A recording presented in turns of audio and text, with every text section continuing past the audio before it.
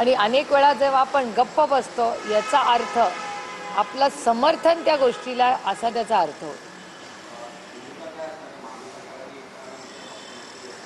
खरं तर हे इलेक्शन घेण्यातच काही मतलब नाही आहे. कारण दुर्दैव आहे की मी हे जड अंतःकरणातून म्हणते की एका सशक्त लोकशाहीचा ज्याला सार्थ अभिमान आपल्या प्रत्येक भारतीयाला आहे तिथे एवढा घोळ मतदार याद्यांमध्ये जर होत असेल तर त्या क्लीन करून एखाद्या महिन्यात, कारण का तंत्रज्ञान एवढं बदललेलं आहे आणि चांगलं आणि सोपं करतं आपलं आयुष्य, तर पटकन 1 महिना 15 दिवसात 2 महिन्यामध्ये हे सगळ्या यादा नीट करून जानेवारीमध्ये इलेक्शन घेऊ शकत होते.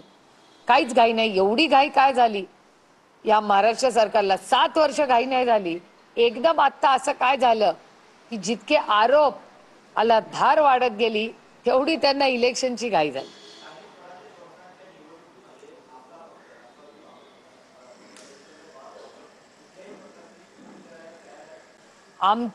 आमचा पहिला प्रस्ताव आणि आमची इच्छा आहे की आम्ही महाविकास आघाडी म्हणून लढावं.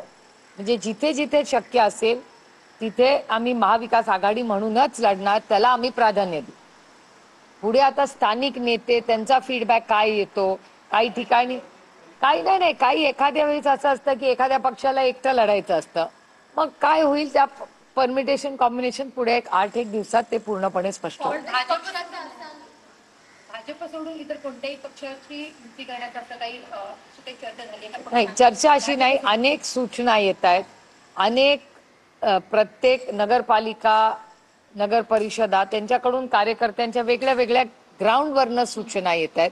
तर बघूया पुढच्या 8 दिवसात पूर्णपणे स्पष्ट होईल चित्र.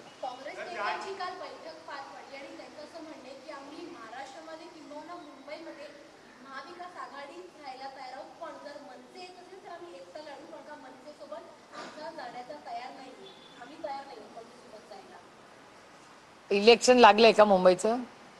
अजून नाही ना? मग बघूया ना, आल्यावर बघू, चर्चा करू. जो पेपर आहे पहिला तो सोडूया ना. मी 9वीत असताना 10वीच्या पेपरची काळजी आता कशाला करू? आधी तर 9वी पास होऊ द्या.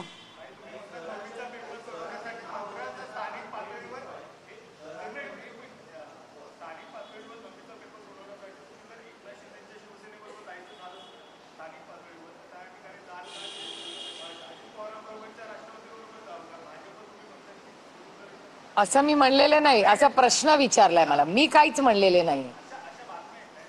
बातम्या तर येत राहतात, बातम्या येत राहतात ना. कार्यकर्त्यांचं म्हणणं आहे की महाविकास आघाडी म्हणून ताकदीने आपण लढूया, असं पदाधिकारी नेते सगळ्यांचंच म्हणणं आहे.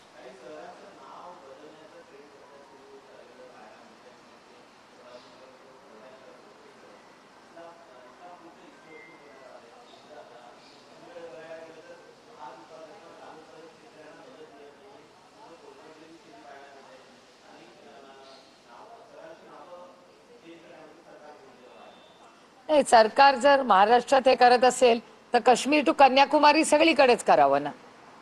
सिलेक्टिव्हली काय हे निर्णय घेतले जातात? आणि महाराष्ट्रावर काय विशेष प्रेम आहे की सगळ्याची नावं बदलत? उद्या महाराष्ट्राचंही नाव बदलतील काय सांगताय त्यांचं? तुम्ही दुर्दैव आहे की महाराष्ट्रातले जे महत्वाचे प्रश्न आहेत, मग शेतकऱ्यांचे असतील, शिक्षकांचे असतील, जलजीवन मिशन मध्ये होणारा भ्रष्टाचार असेल, खूप मोठी आव्हानं आज राज्यासमोर आहेत. त्याच्या मला विचाराल तर महाराष्ट्र प्रचंड आर्थिक अडचणीतून चाललेला आहे. आणि हा माझा डेटा नाही, हा भारत सरकारचा डेटा आहे. आणि महाराष्ट्रातला क्राईम, पुण्यासारख्या शहरामध्ये भर दिवसा मेन रोडवर जिथे लाखो लोक रोज फिरतात तिथे ज्या क्रूर पद्धतीने हत्या काल झाली, आणि पहिली नाहीये. मग पुण्याच्या लॉ अँड ऑर्डरचा विषयावर कधी चर्चा होणार? आणि हा सगळा डेटा जो क्राईम वाढलेला आहे, महाराष्ट्रात गरिबी वाढलेली आहे, महाराष्ट्रात बेरोजगारी वाढली आहे, महाराष्ट्रात महागाई वाढलेली आहे, शेतकऱ्यांच्या आत्महत्या दर 3 तासाला 1 होते. हे माझा डेटा नाहीये, हा मकरंद आबा पाटलांचा डेटा आहे जो त्यांनी विधानसभेत सांगितलेला आहे.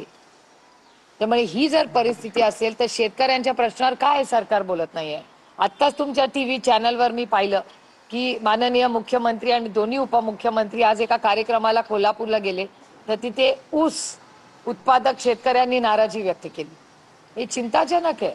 आणि मी वारंवार म्हणते की जरी आम्ही विरोधक असलो तरी महाराष्ट्राच्या आर्थिक आणि सामाजिक परिस्थितीसाठी एक स्पेशल सेशन बोलवा, चर्चा करूया आणि महाराष्ट्राच्या हितासाठी कधीतरी महाराष्ट्राच्या आदरणीय माननीय मुख्यमंत्र्यांनी मतभेद सोडून महाराष्ट्राच्या हितासाठी, जसं ऑपरेशन सिंदूरसाठी आम्ही देशाच्या हितासाठी सगळे एक झालो, तसं महाराष्ट्राला आता ती गरज आहे. महाराष्ट्राची आर्थिक परिस्थिती, सामाजिक परिस्थिती, आज जी परिस्थिती शेतकऱ्यांची झाली आहे किंवा क्राईम, हे सगळे अतिशय अडचणीतून